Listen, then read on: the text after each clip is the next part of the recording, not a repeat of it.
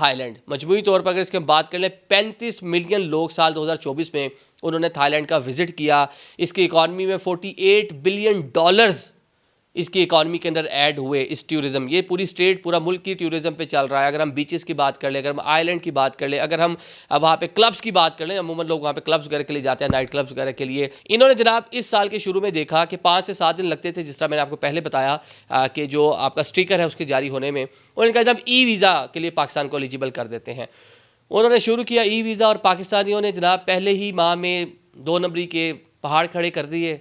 मुख्तलिफ नौइयत की fake statements, fake नौइयत के सर्टिफिकेट्स और डॉक्यूमेंट्स जो है सारे फेक अपलोड किए, जिसके बायस जब एम्बेसीज़ को ये सारा अदराक हुआ और कुछ लोगों ने इस तरह के डॉक्यूमेंट फेक लगाए, एक दो को वीज़ा भी मिला।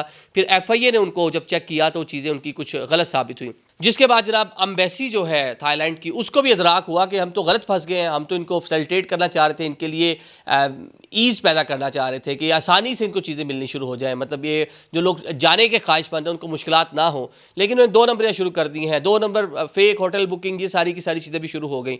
उसके बाद जो मरासला जारी किया, उन्होंने कहा कि अब किसी भी बंदे ने ऑनलाइन जब वीज़ा अप्लाई करने के लिए अप्लाई किया, अपने डॉक्यूमेंट्स, अपने तमाम दस्तावेज़ात लगाई और उसमें कोई भी डॉक्यूमेंट फेक निकला तो हम आपके खिलाफ पाकिस्तान में लीगल कार्रवाई करेंगे।